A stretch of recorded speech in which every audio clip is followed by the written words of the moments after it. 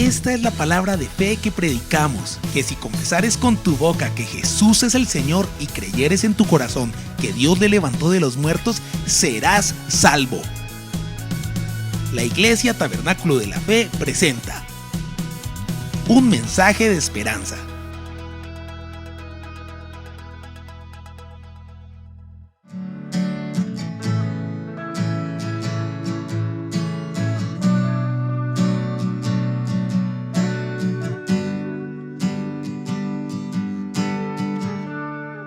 Jeremías 16, versículos 19 al 21.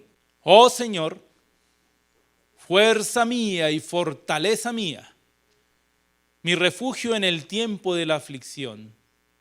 A ti vendrán las naciones desde los extremos de la tierra y dirán: ciertamente nuestros padres heredaron mentira, vanidad en la que no hay provecho. ¿Ha de hacer el hombre dioses para sí? Pero esos no son dioses. Por tanto, he aquí yo les hago conocer. Esta vez sí les haré conocer mi poder y mi fortaleza, y sabrán que mi nombre es el Señor. Amado Señor, gracias por este tiempo que tú nos permites tener. Señor, te pido que sea tu poder en medio de nosotros, para hacernos entender lo que tú quieres que nosotros encarnemos en este tiempo. Guíanos para que podamos expresar en todo lo que está en tu voluntad. En el nombre de Jesús. Amén. Bueno, ¿cuál era el profeta con el que estuvimos? ¿Se acuerdan qué profeta estuvimos dándole vueltas recientemente? Isaías, ¿cierto? Isaías. Sí, un profeta muy importante. Solo hay otro profeta que podría más o menos uno igualar en esa importancia en cuanto a escritos, ¿no? Sí.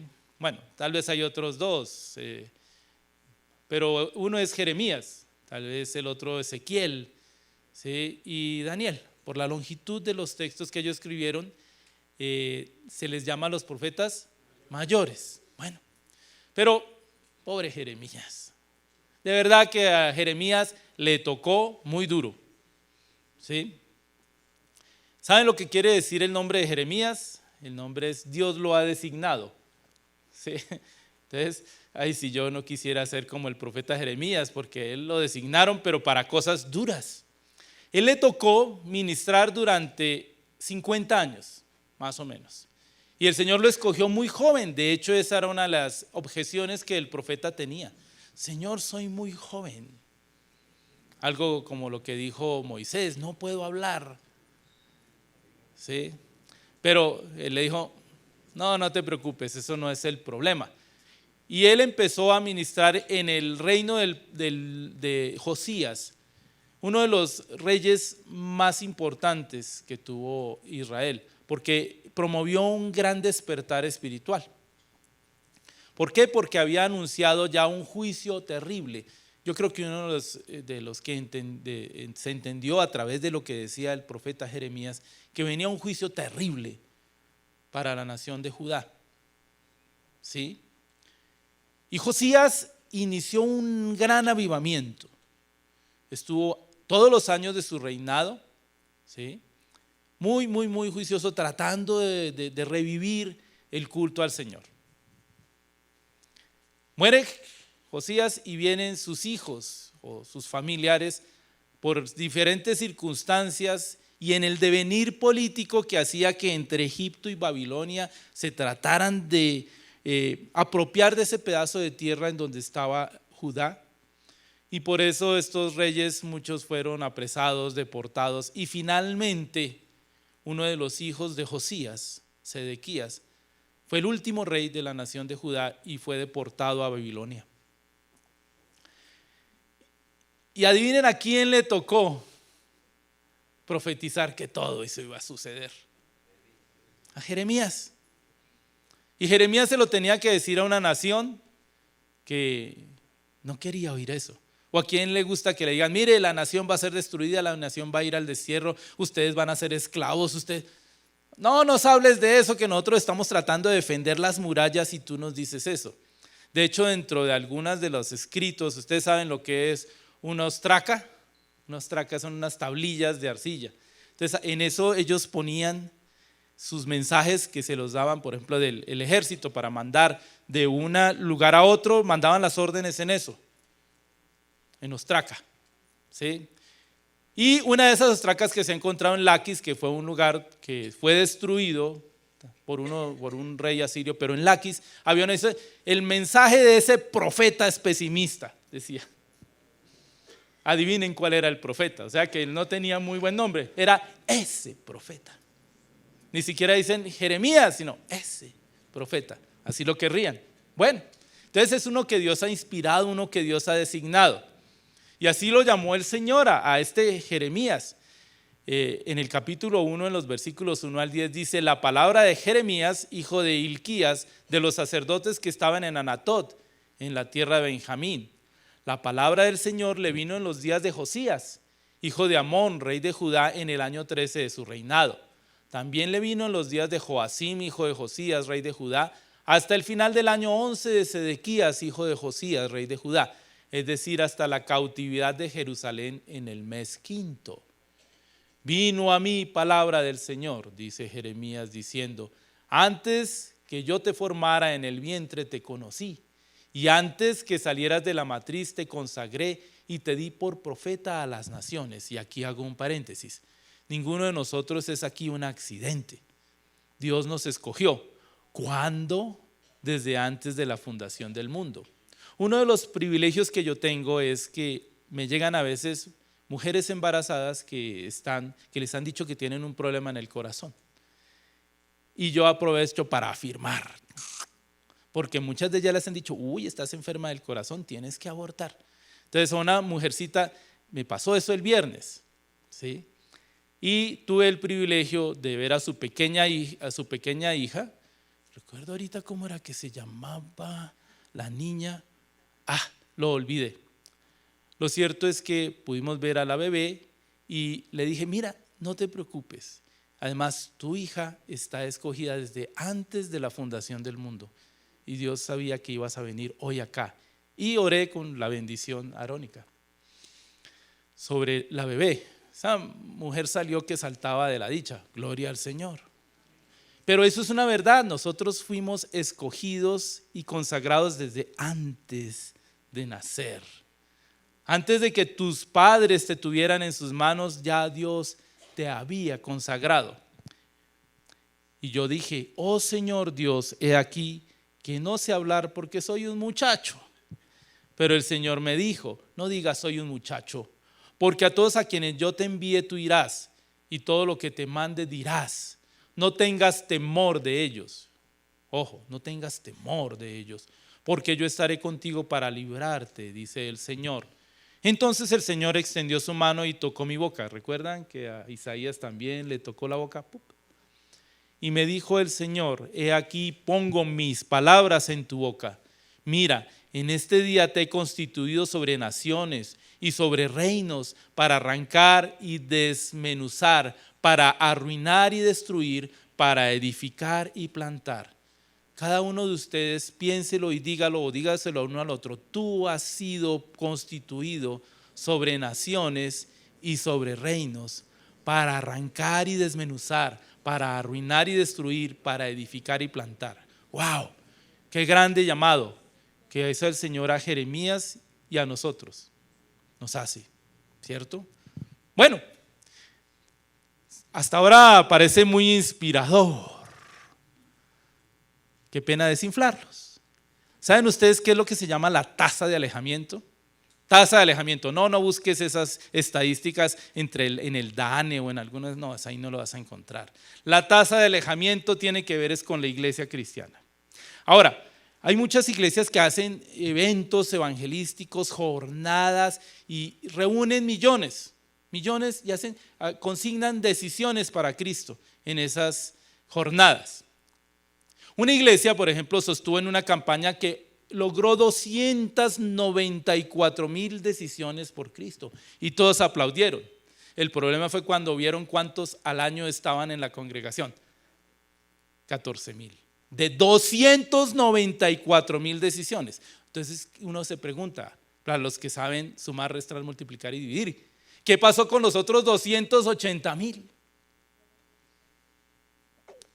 Complicado. Algunos de ustedes podrá decir, es que muchos son los llamados y pocos son los escogidos. No, mi amor, así no es la cosa. ¿Cuál es la famosa tasa de alejamiento? Se supone que entre 80 y 90%, es decir, 80 a 90 de cada 100 personas que alguna vez entran a una iglesia o reciben una aproximación por un mensaje evangelístico, jornada, contacto, de esas personas que entran a la iglesia, el 80 al 90% después la abandonan. ¿Por qué? Alguno dirá, tal vez es la iglesia poco amorosa, ¿cierto? Bueno, sí, pero ahorita vamos a ver cuál es el tipo de amor erróneo. El efecto de la pandemia, dicen algunos. O tal vez es que no estamos haciendo las cosas como Dios quiere que las hagamos. Y es que tal vez no estamos haciendo énfasis en lo que es importante cuando se llega al punto de entrar a compartir nuestra fe. Si es que lo hacemos.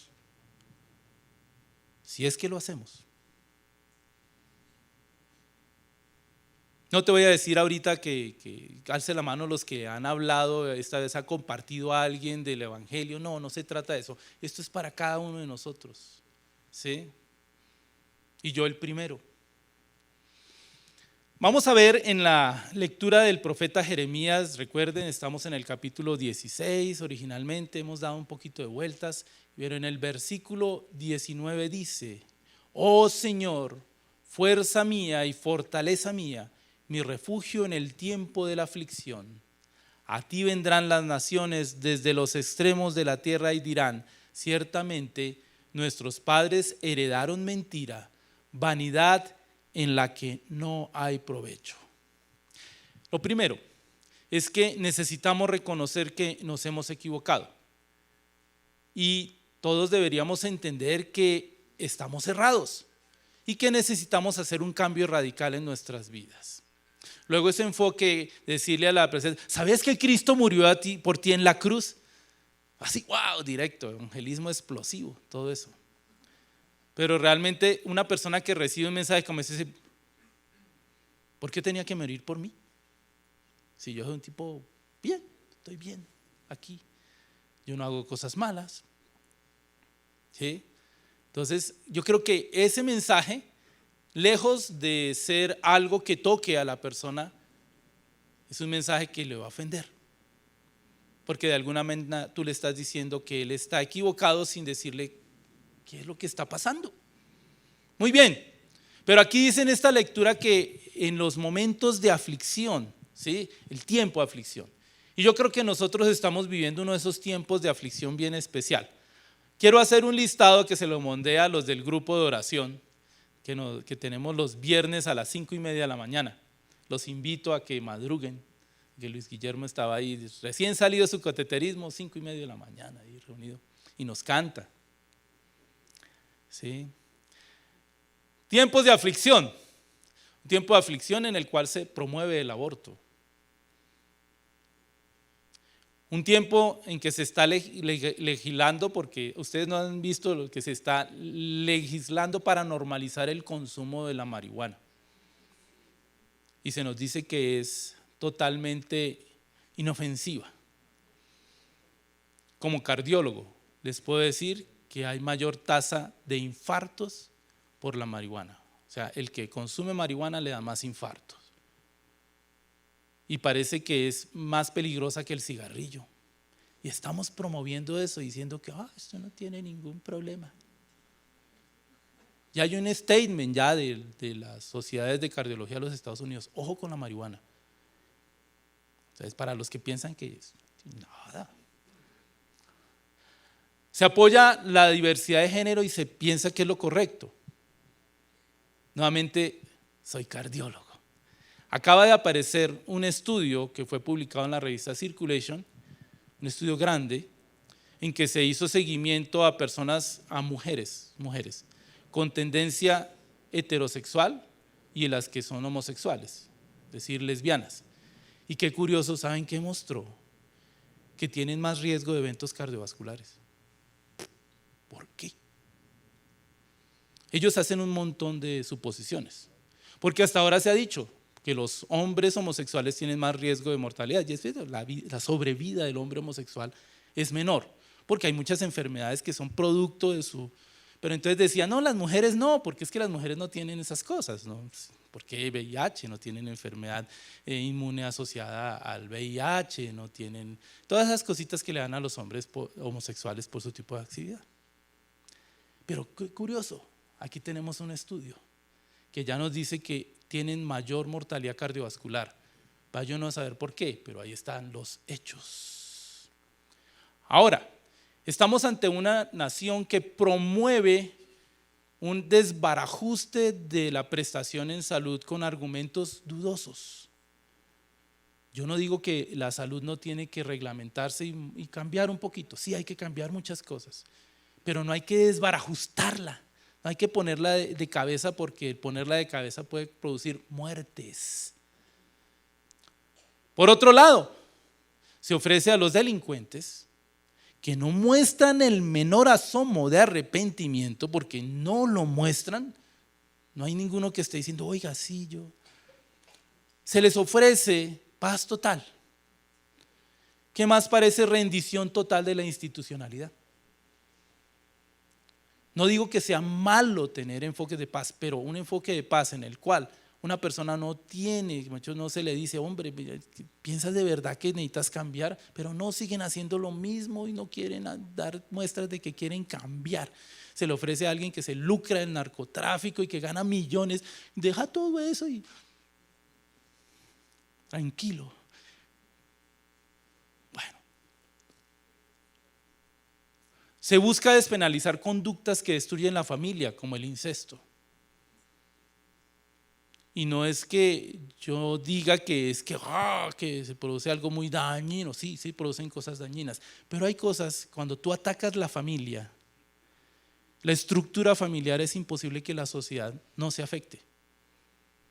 Entonces tú no puedes decir que vamos a despenalizar algo sin afectar también el contexto familiar. Y así podríamos seguir. Y yo no estoy haciendo aquí apología de ningún partido ni nada, simplemente veo el retrato y me preocupo. Veo que son tiempos de aflicción. Y hay voces que al oír todo esto las saludan como si estuviera sucediendo la gran cosa y estuviéramos entrando en una época de iluminación. No sé, algo no está bien, algo está fallando. ¿Por qué está sucediendo todo esto? Yo creo que en gran parte es porque nosotros hemos fallado. Y hemos fallado en comunicar las buenas nuevas. Y cuando lo hacemos pareciera que no estamos haciéndolo como Dios dice. Queremos que los no creyentes se arrepientan, que entren a la iglesia, pero la misma iglesia no se arrepiente ni cambia. Es complicado. Vamos a ver en qué necesitamos arrepentirnos. Y les voy a decir una historia real que no parece tener nada que ver con la iglesia, pero en donde ustedes mismos van a juzgar. Esto sucedió hace unos años en los Estados Unidos. Hubo un incendio y en el incendio llamaron a los bomberos. Llegó un camión de bomberos, había un sexto piso que se estaba incendiando y allá arriba, en ese sexto piso, había una familia entera, papá, mamá, 2 hijas y un hijo, que estaban amenazados por las llamas. Y llega el carro de los bomberos y pasan los minutos, claman esas personas allá arriba que se están quemando y nadie responde. El camión de los bomberos está ahí. Queda registrado en un video que el bombero estaba mirando un coso de videos, un reproductor de videos, mientras, con audífonos puestos, mientras se estaban quemando. Resulta que el famoso reproductor de videos era el regalo que le había comprado al jefe de los bomberos para dárselo el día de su cumpleaños. Y lo estaba probando y se retrasó ahí mientras allá se estaban quemando. Resultado, Del sexto piso, de un momento a otro, caen la mamá y uno de sus hijos, ¡pum!, se desploman de allá, mientras allá arriba el padre trata de envolver a sus dos hijas para que no se quemen, pero mientras se está quemando y efectivamente mueren los 5. Cuando le dicen a este señor qué fue lo que pasó, dice, no, es que yo estaba, sí, explica, era el regalo. Y el abogado en el juicio dice, hay que tener en cuenta el sacrificio que hizo este bombero para comprarle el regalo a su jefe.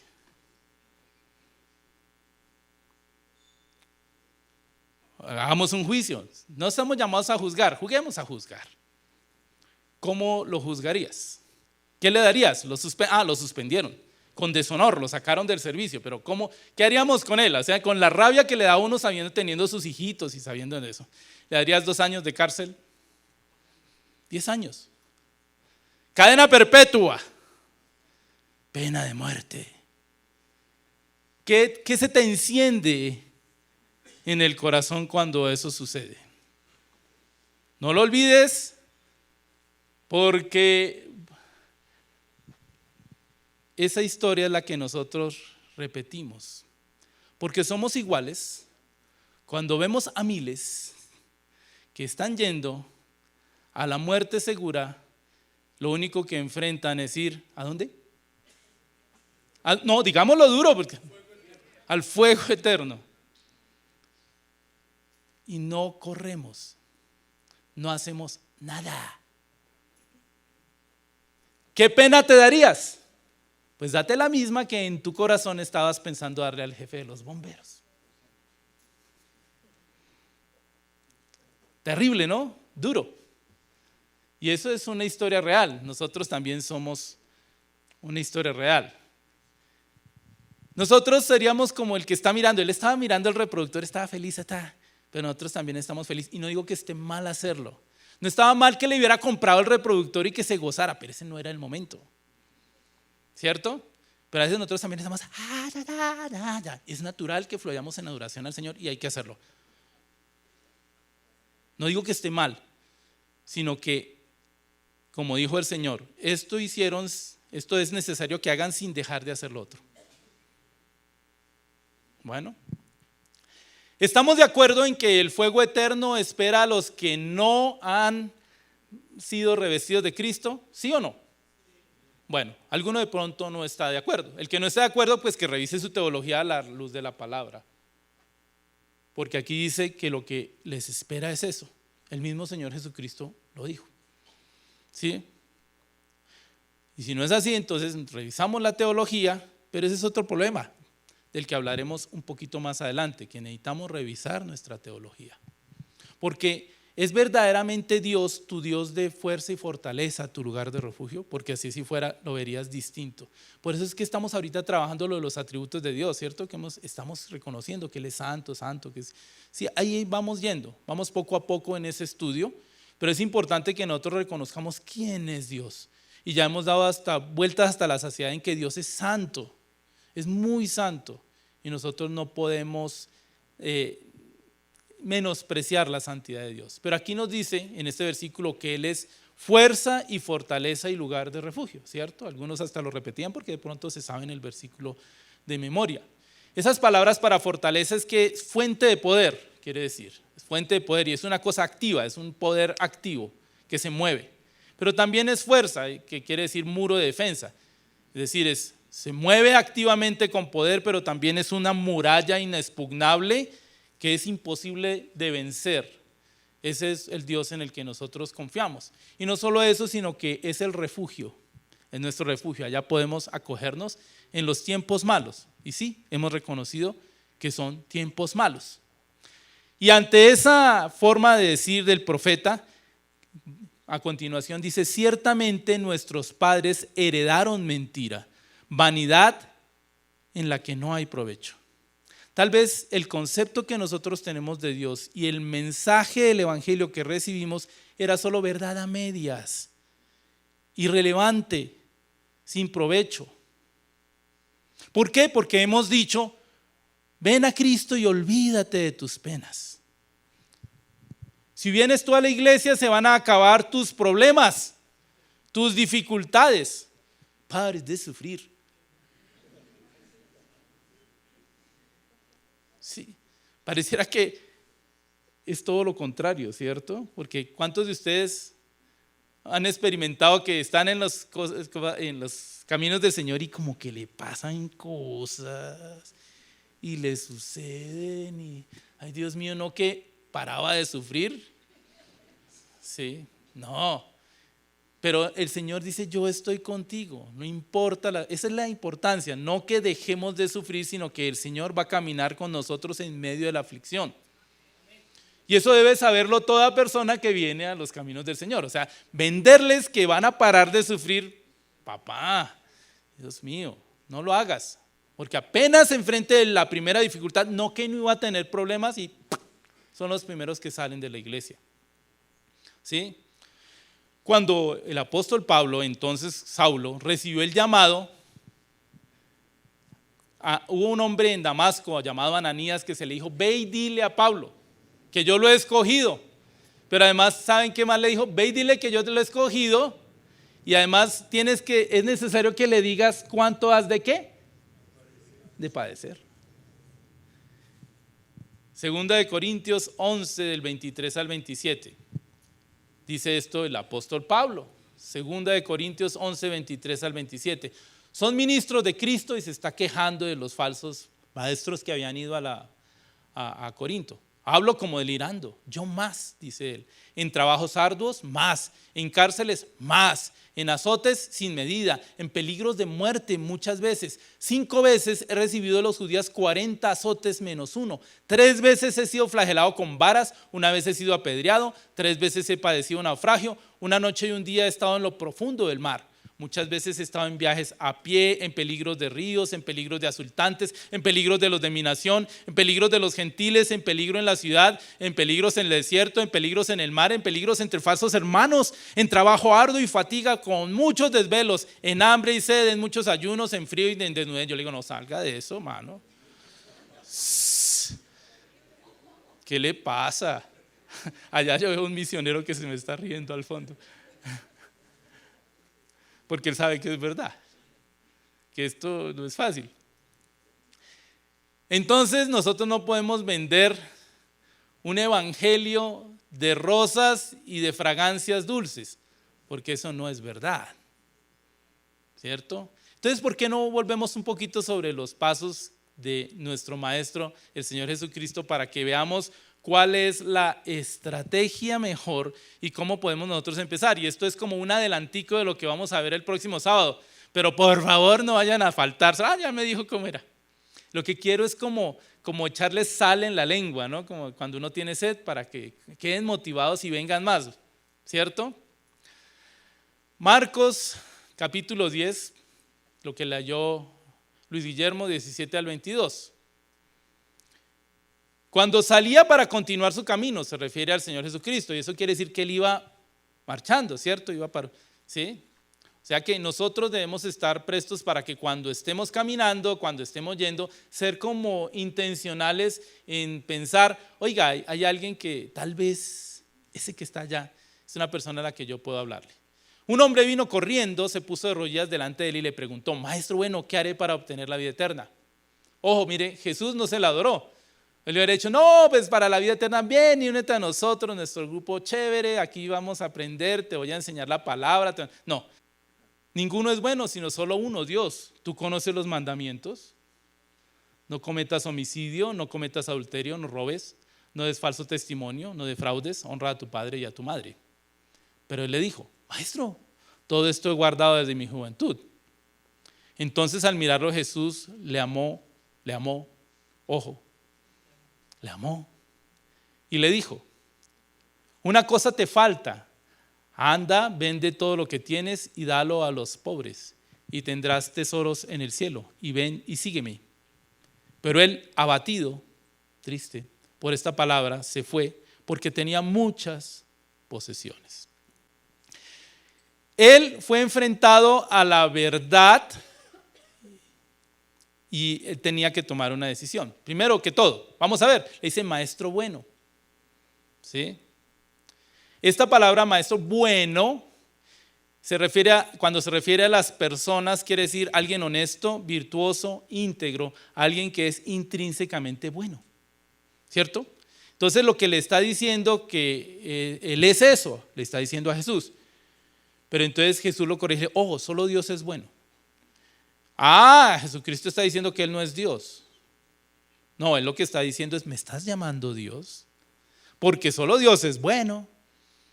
Y eso es importante porque Él está poniendo ahí el tono de lo que le va a pedir. Él como dice, si me llamas bueno, si yo soy Dios, entonces lo que yo te voy a pedir es una orden, no es una sugerencia. Bueno, ya veremos. Dirá él, si para ti soy bueno. Entonces le dice los mandamientos. Y qué curioso el listado, ¿no? Vamos a ver, síganme y entonces, a ver, miren por allá. Me van a decir cuál es el número. Miren allá, ahí tienen la copialina. No mates, ¿cuál es? Vamos. Esto. Bueno, ya los durmió ese pastor ahí. No cometas adulterio. 7, ¿cierto? No robes. El 8. No mientas. 9. No codicies. Es el 10, no defraudes, ¿cierto? No defraudes, él fue lo que le dijo, no defraudes. Honra a tu padre y a tu madre. El 5. Sí, pero esos son la segunda tabla de la ley. Pero ¿y la primera? Señor, se te olvidaron los mandamientos. Estás peor que aquí en la iglesia del tabernáculo, que no se saben los mandamientos. No, él le quería era enfatizar dónde estaba su problema. ¿Por qué? Porque los mandamientos exponen la maldad de mi ser. Son el espejo en el que yo veo mi maldad. Entonces, por eso el Señor le muestra los mandamientos. Porque quiero mostrarte cómo eres tú. Entonces le dice los 6 últimos, pero no los 4 primeros. ¿Por qué no se los menciona? Porque a través de lo que él dijo, le estaba diciendo, este es el mandato mío. Si yo soy el maestro bueno, y bueno solo es Dios, y entonces si yo soy Dios, te voy a decir, deja ese Dios que tienes, ese Dios de idolatría que es el dinero, ven conmigo que soy el verdadero Dios, y sígueme. Primero, segundo, y bueno, de pronto el tercero. Ahí no está incluido el cuarto, pero por lo menos ahí está. Y en los 2 primeros mandamientos este hombre tenía serios problemas. Solo le faltaron los de guardar el día de reposo y el nombre del Señor. Bueno, listo. ¿Por qué? Porque y él dice que este hombre se puso muy triste. ¿Por qué? Porque la exposición debe traer a mi alma tristeza cuando se sabe lo malo que soy. Y esa es la primera estrategia. El hombre tiene que saber por qué tiene que ser salvo. ¿Porque es malo? No es buenito, como él creía. Entonces, ese corazón tiene que ser primero, el corazón endurecido tiene que ser expuesto a la verdad del pecado. Y ahí sí se les ofrece el mensaje, porque el Señor le dijo, bueno, haz eso y sígueme. Porque el llamado es a seguir a Cristo. Él no dejó de hacer el llamado. Él dijo, sígueme. Y nosotros tenemos que invitar a las personas a seguir a Cristo. Pero él primero le expuso la maldad de su ser. Y que para seguirlo tenía que abandonar el pecado. Y eso es lo que tenemos que decir. Tienes que dejar tu pecado y ahora seguir a Cristo. ¿Sí? Y es porque habrá juicio. Hay un juicio. Y alguno dirá, no, pero es que Dios es bueno. ¿Cierto lo que dijo el maestro? Bueno, es que Dios es muy bueno. Yo no entiendo cómo Dios puede hacer que alguien sea condenado. Si Dios es bueno, Él me va a perdonar. Te voy a decir otra historia. Esto fue recientemente aquí en Colombia.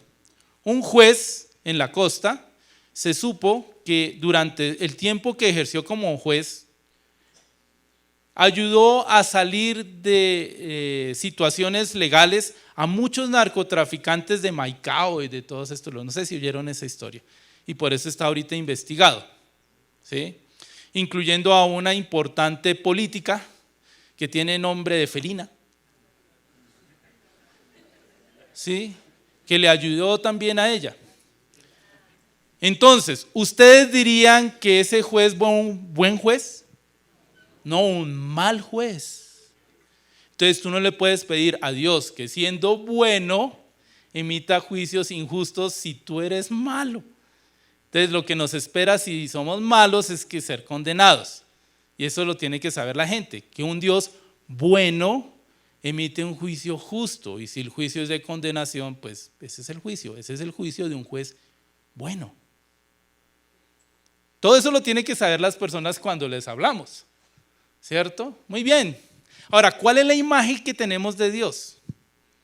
¿Cuál es la imagen que tú tienes de Dios? De ese Dios buenito, casi tontico, que tiene que perdonarte. ¿O el Dios bueno, justo, que va a emitir juicio? Ahora, ya lo sabemos, el Señor le dijo a ese señor, sígueme para que pudiera tener vida eterna, porque la pregunta del hombre, ¿qué puedo hacer para tener la vida eterna? Entonces él le dice, sígueme, te falta algo. Date cuenta que necesitas cambiar tu forma de ser, cambiar y seguirme. Esa es la buena noticia, ¿sí? ¿Qué debe hacer entonces el hombre? Bueno, vamos a mirar qué tenemos que hacer nosotros primero que todo, para cambiar esa perspectiva con la que estamos viviendo. ¿Cuál es la imagen que nosotros tenemos de Dios? Porque es necesario que nos pongamos así como hace el profeta Jeremías, tener una imagen real de quién es Dios. Dice Jeremías allá en capítulo 16, ¿se acuerdan que estamos allá? Capítulo 16, ya vimos el 19, hablamos que Dios es fuerza, fortaleza, refugio, ¿sí? Pero entonces después dice en el versículo 20, ¿ha de hacer el hombre dioses para sí? Pero esos no son dioses. ¿Qué es idolatría? Es todo Dios hecho a imagen de lo que no es Dios. O sea, si yo tengo un Dios que no es el Dios verdadero, que construyo para que me sirva, eso es un ídolo. Y nosotros cometemos el error de que tenemos a veces una imagen de Dios que es un ídolo, porque lo construimos a nuestra conveniencia. Es el Dios que nos sirve para poder seguir siendo los mismos de siempre. ¿Sí? Y nosotros tenemos es que cambiar. Esa es la esencia del arrepentimiento. Necesitamos arrepentirnos, quiere decir, estoy mal y cambio. Pero para eso necesito saber quién es Dios y que no es ese Dios bobito en que yo quiero hacerlo. Por ello es que Jesús lo enfrentó a este hombre con el hecho de que Dios es bueno y que como Dios es bueno, yo tengo que enfrentarme ante la realidad de quién es ese Dios, bueno, justo, santo, a través de los mandamientos. Y dice aquí el profeta Jeremías, pero esos no son dioses, ¿cierto? Esos no son dioses. Hemos sido idólatras, somos idólatras. Cada vez que tomamos a Dios y lo tergiversamos para que se acomode a nosotros mismos. Es tan malo ese Dios bobito como el Dios que es el justo juez que siempre está mandando sables. Algunos tienen ese Dios, ¿cierto? Ese Dios que es vengativo y malo. Dios tiene que echar aquí, barrer toda esta gente. No, Dios no es así, por eso hizo lo que hizo. ¿Cuál va a ser nuestra respuesta? ¿Cuál es el llamado que tenemos? Tenemos un llamado a llevar las buenas nuevas, a proclamar el evangelio. Y eso es solamente para los líderes de la iglesia, ¿cierto? No, es para cada uno de nosotros. Por eso es que hacíamos la invitación, vamos a abrir las casas para que sean una estrategia, para que tengamos una estrategia evangelística. Y yo no sé cuántas familias tiene el Tabernáculo de la Fe, pero ahorita solamente tenemos 19 casas, de toda una congregación. Y dijimos, esta es la estrategia evangelística del Tabernáculo de la Fe. ¿Cuál es nuestra respuesta? Porque si no hay en nosotros dolor por los perdidos, es tal vez porque también hemos olvidado la dimensión del Dios bueno y santo. Y nos hicimos un ídolo repugnante que estamos usando a nuestra conveniencia. Eso puede ser. O somos malignos, casi sádicos, que nos gozamos en pensar en el juicio venidero. ¿sí? Y eso me hace recordar a un rabino. Disculpen, yo no estoy, no es que sea antisemita ni mucho menos. Un rabino y tenía a su alumno. Entonces el alumno tenía una inquietud. Le pregunté al discípulo, a su rabino: Rabí, ¿por qué si solamente se salva el pueblo de Israel, para qué hizo Dios a los gentiles? Y le dice: fácil, ¿con qué crees que ardería el infierno? Algunos piensan así. No, eso no es la mecha. Yo tiemblo de pavor en pensar. A veces le digo: Señor, perdón por todas las personas que pasaron por mi vida y se murieron y yo no les hablé.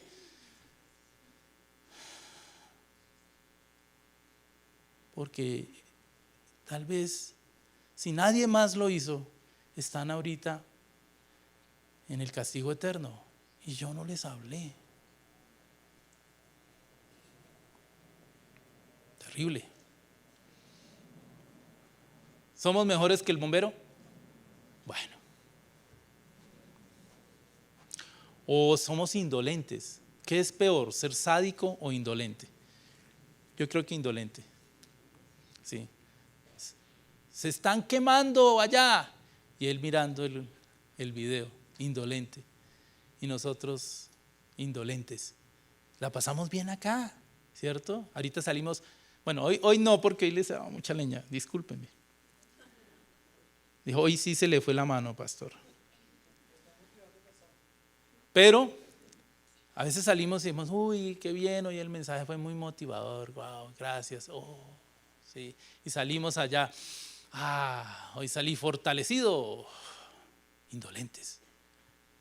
Debe haber algo en nuestro corazón que diga: esto tenemos que cambiarlo, porque la nación va muy mal, y va muy mal no por culpa del gobierno. Bueno, puede que sí, puede que no, pero la culpa es de la iglesia, que no quiere que las cosas cambien, y nos rasgamos las vestiduras pero no hacemos nada. Versículo 21 de nuestra lectura de Jeremías: por tanto, he aquí, yo les hago conocer, esta vez sí les haré conocer mi poder y mi fortaleza, y sabrán que mi nombre es el Señor. Le decía a Jeremías: mi fuerza, mi fortaleza. Ahora se necesita que nosotros llevemos el conocimiento de ese Dios que es poder y fortaleza, que Él quiere darse a conocer. ¿Se acuerdan que nosotros hablamos alguna vez de lo que significaba la palabra conocer? ¿Qué es conocer? No, yo conozco a ese señor. ¿Cómo es que se llama? No, es un conocimiento íntimo, profundo. Y Dios quiere que nosotros tengamos un conocimiento íntimo y profundo de Él. Por eso estamos aprendiendo sus atributos. Por eso aprendimos ya que es santo y nos demoramos. Pero ¿por qué se han demorado tanto? Un mes y largo entero hablando de la santidad de Dios. ¿Y ustedes saben lo que es la santidad de Dios? Antes hemos hablado muy poquito, un mes y medio, de lo que es la santidad de Dios. Si nosotros conociéramos a Dios como es, no tendríamos dioses de bolsillo. Entonces es esencial que nosotros aprendamos quién es Dios, porque Él quiere darse a conocer, y es a través de nosotros que se está dando a conocer. Está en su palabra, pero nosotros somos sus heraldos. Y el de que la gente se enamore de la palabra dependerá de que nosotros nos enamoremos de ella. Y que la leamos, de que lo conozcamos, de que en el temor de Él decidamos: hombre, tenemos que hacer lo que Él nos dice que hagamos. El Señor nos hará conocer, es decir, nos hará entender a profundidad quién es Él, sus atributos, si nosotros estamos dispuestos y abrimos nuestro corazón. Y nos mostrará su poder y su fortaleza. Dice: y sabrán que mi nombre es el Señor. Mucho gusto, Señor. No se trata de eso. El Señor, Yahvé, Jehová, es lo que está ahí. Esa palabra ahí en las traducciones que dice Señor, está como Señor en mayúsculas todo. Quiere decir que la palabra que está reemplazada ahí es Yahvé o Jehová, ¿cierto? Entonces no es que simplemente que nosotros sepamos que ese es el nombre del Señor, sino que conozcamos quién es Él, su carácter, su intención de relacionarse con nosotros, porque es en ese contexto que Él dijo su nombre. Yo quiero que me conozcan por este nombre. Él quiere darse a nosotros, como fuerza, como fortaleza, como refugio. Muy bien, ya vamos entonces terminando. Es necesario que vuelva al pueblo de Dios el temor de Dios. Eso es importante. El Señor quiere hacernos conocer su nombre, el Dios que es, el alto, el sublime, el santo, santo, santo, bueno, justo, que por amor a los hombres envió a su unigénito, a Jesucristo, para que sobre él recayera el juicio justo del Padre Celestial, pagando así el precio de nuestros pecados. Y que todo aquel que viene a los pies de Cristo se le proclame el Señor y Salvador, que lo proclame como Señor y Salvador, reciba el perdón divino y venga a ser reintegrado a la comunión con el Padre. Esa noticia es fundamental y debe entenderla el mundo. Vamos a ir terminando entonces. Y hoy nos ha rendido. Nosotros somos como el profeta Jeremías de este tiempo. Hemos sido enviados en malos tiempos. ¿Para qué? Para proclamar que hay esperanza, porque lo que proclamó Jeremías no fue simplemente juicio, les dijo, oiga, ustedes están así, están mal, cambien, vuélvanse y yo los voy a perdonar. Ese fue el mensaje todo el tiempo. Si ustedes ven el capítulo 17 de Jeremías, vamos entonces a verlo, ya que hoy nos queda tiempo. Estamos en el 16, ¿cierto? En el 17 hay una de las palabras más bellas que hay en toda la palabra de Dios. Versículo 5 del capítulo 17. Así ha dicho el Señor, maldito el hombre que confía en el hombre, que se apoya en lo humano y cuyo corazón se aparta del Señor. Será como la retama en el desierto, no verá cuando venga el bien, sino que morará en los pedregales del desierto en tierra salada e inhabitable. Mas bendito el hombre que confía en el Señor y cuya confianza es el Señor. Será como un árbol plantado junto a las aguas y que extiende sus raíces a la corriente. No temerá cuando venga el calor, sino que sus hojas estarán verdes. En el año de sequía no se inquietará ni dejará de dar fruto. Este es el año de sequía. Todo el mundo dice, uy, caramba, ¿cómo está todo de caro, cierto? No me alcanza. Pero dice acá que el que está con el Señor no se inquietará. Dice, engañoso es el corazón más que todas las cosas y sin remedio, ¿quién lo conocerá? Yo, el Señor, escudriño el corazón y examino la conciencia para dar a cada hombre según su camino y según el fruto de sus obras. Como la perdiz que incuba lo que no puso, es el que acumula riquezas pero no con justicia. En la mitad de sus días las dejará y en sus postrimerías resultará ser un insensato. Trono de gloria, sublime desde el principio es el lugar de nuestro santuario. Oh Señor, esperanza de Israel, todos los que te abandonan serán avergonzados y los que se apartan de ti serán inscritos en el polvo, porque han abandonado al Señor, la fuente de aguas vivas. Tenemos que volver a la fuente de aguas vivas. En malos tiempos, la única esperanza que tenemos es el Señor. Hay un mundo que camina ignorante, rebelde, perdido, va rumbo a la muerte, al fuego eterno. Y nosotros estamos oyendo música en un reproductor de CD. Yo creo que por eso es normal que nos rechacen, porque no ven misericordia en nosotros, o juicio o indolencia. Charles Spurgeon era llamado el príncipe de los pastores, de los predicadores, ¿cierto? Uno de los más grandes predicadores inglés que vivió en el siglo XIX.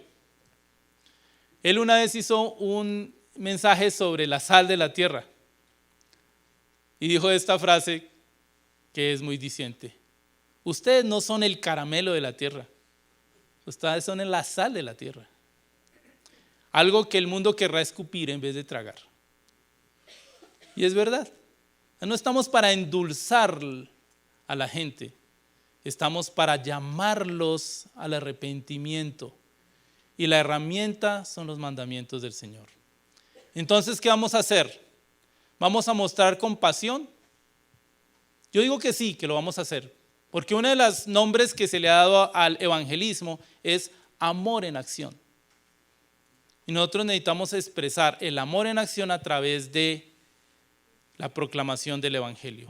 ¿Vamos a anunciar el nombre del Dios Santo o vamos a vivir en nuestros reductos oyendo reproductores de CD? Oramos. Amado Señor, aquí estamos reconociendo que hemos fallado. ¿Cuántas personas hemos visto, hemos pasado por nuestras vidas, que han muerto sin conocerte, Señor? Somos culpables. Hemos sido indolentes, hemos sido insensibles, perezosos. Nos ha dado miedo. Señor, hoy venimos a pedirte que tú, que eres el Dios de fuerza y fortaleza, el Dios en quien nos refugiamos, de una nueva unción que te pido que sea para toda tu iglesia, no solo para el tabernáculo, sino para toda la congregación de tus justos, Señor, para que encarnemos el deseo que tú tienes, que fue expresado cuando enviaste a tu Hijo, para que todo el que en Él crea no se pierda, sino tenga vida eterna. Si Él lo dio todo, nosotros también daremos todo, Señor. Y queremos empeñar nuestra palabra de hombres de valor, nuestra palabra de mujeres de honor, para hacer eso, para llevar a los perdidos el mensaje de salvación. Ya no más nos callaremos, ya no más estaremos insensibles al dolor, ya no más nos rasgaremos las vestiduras ante lo que está sucediendo en el país sin hacer nada. Vamos a ser el agente del cambio. Seremos la sal de la tierra que escoce en la lengua de todos los perdidos, pero que es necesaria para que todo adquiera el verdadero sabor. Así seremos de aquí hasta que tú nos llames, Señor, para que tú no tengas que decirnos: apártense de mí, hacedores de maldad, sino que nos llames a estar en tu mesa, en tu fiesta por toda la eternidad. Lo declaramos en el nombre de Jesús. Amén.